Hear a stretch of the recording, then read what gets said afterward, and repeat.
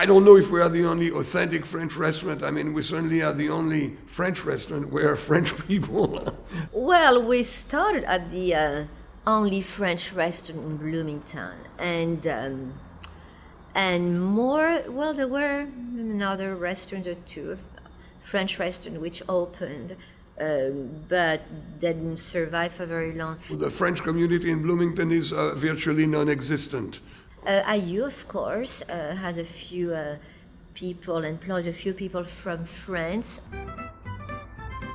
Lots of restaurants will offer French dishes, but can't really claim to be a French restaurant. But we are a little different, though, because although we are a French restaurant, we don't necessarily offer all the dishes one would expect to find on a French restaurant menu.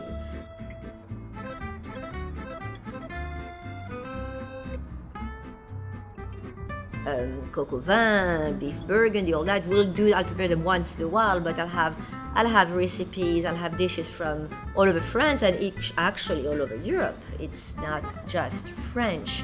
But I guess what makes us a French restaurant is that both owners really were from French culture. I mean, Patrick is French and I was raised in France, so.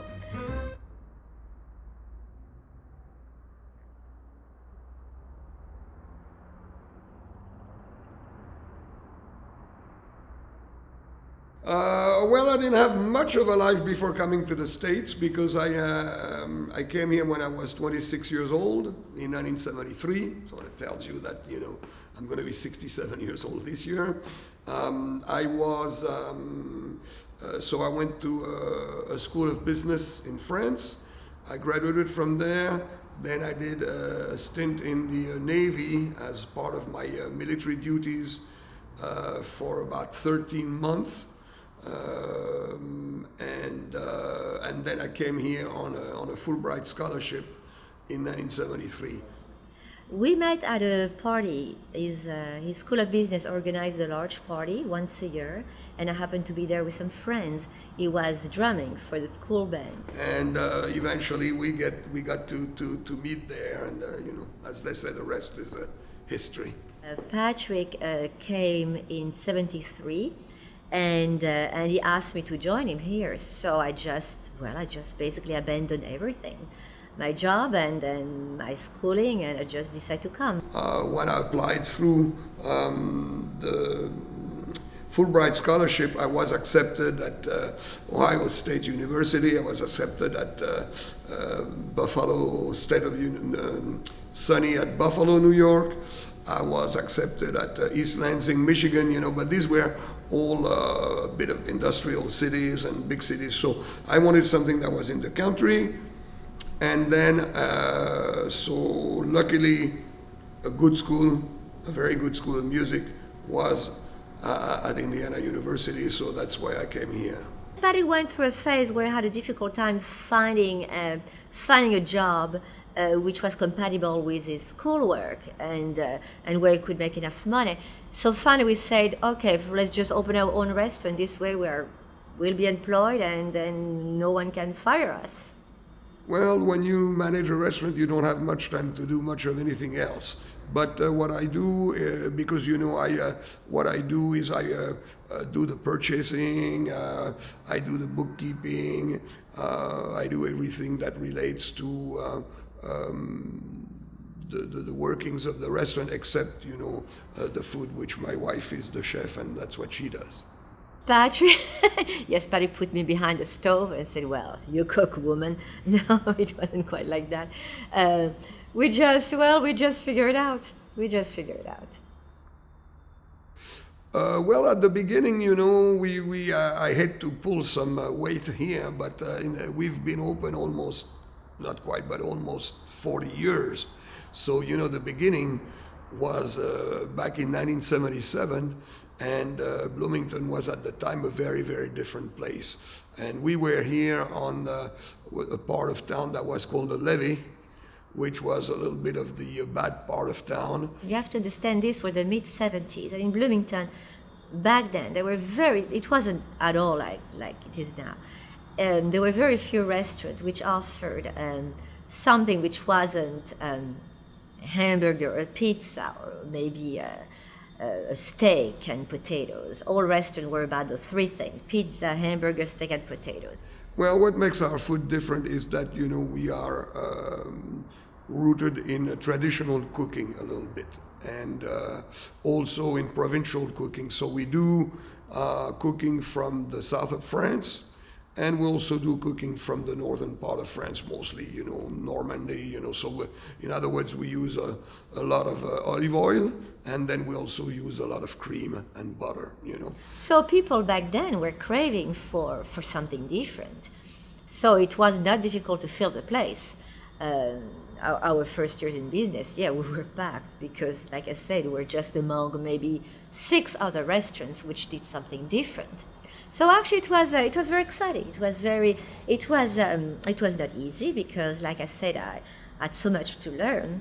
Well, I cooked, of course, like people cook for their friends, and also my mother was a fine cook. And although I never really did any cooking with her, and that helped me a lot, actually. When I started the restaurant, I knew what the final product was supposed to taste like. I wasn't just working blindly. I had in mind exactly the taste I was trying to obtain. And but no, I was self-taught. I don't know if we are the only authentic French restaurant. I mean, we certainly are the only French restaurant where French people... I guess what makes us a French restaurant is that both owners really were from French culture. I mean, Patrick is French, and I was raised in France. But now, one thing is sure, that in spite of my accent, I do probably consider myself more American than French or Italian.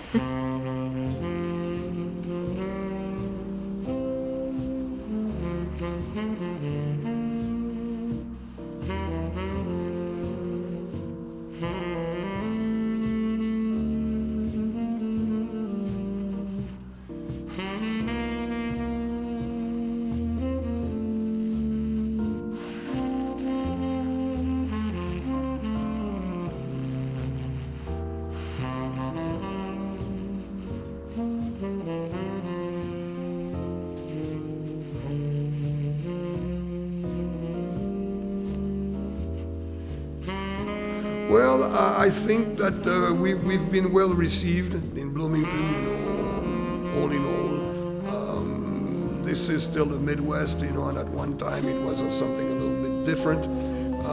But I think that, Bloomington offers so many different kinds of restaurants. We certainly were among the pioneers when we started, but not just because we were a French restaurant, but just simply a different restaurant than just a steakhouse or a fast food restaurant. But over the years, many other restaurants have opened, and certainly Bloomington is quite receptive to different cuisines. We really contributed a lot to the local culture because we were among the first places, I don't want to say the first place, but among the first places to offer something different to people.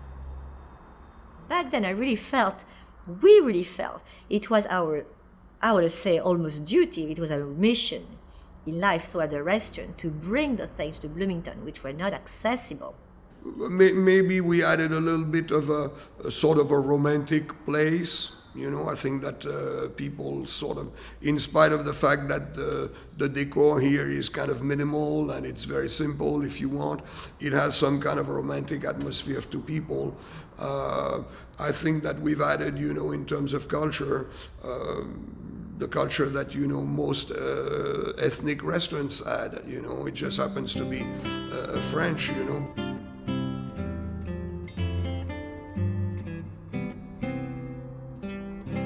The future, there's not much of a future left because we have maybe 3 or 4 years left. So our future is, we'll just keep on doing what we've been doing for all these years for 3-4 more years. I don't know what's going to happen to this place.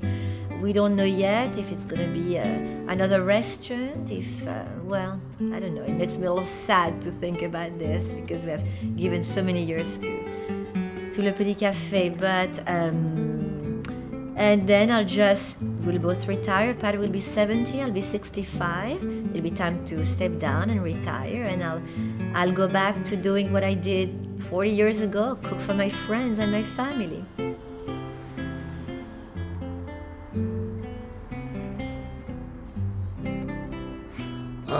Well, how I found the name is a strange thing, because I wanted to call it at first Le Bistrot. Well, let's see. Patrick came with the name of the restaurant. I didn't really have an idea. I did think of the location. I remember it was the Thanksgiving Day. We were walking on 6th Street. Back then, this neighborhood was no man's land. But we were walking by, and I saw this place. It was all lit up, and it looked a little festive. I don't know, something about it made me think like, it would be nice to have a restaurant there. And somehow the place came for rent some months later. And then one day I went to a party at a friend's house, and it so happens that he had a little tray. Yes, he saw the painting by Utrillo, The French painter from the 19th century, and it said Petit Café. and he thought that would be a nice name for a restaurant. And then I thought, Le Petit Café maybe is a better name. And that's how, we ended up with that.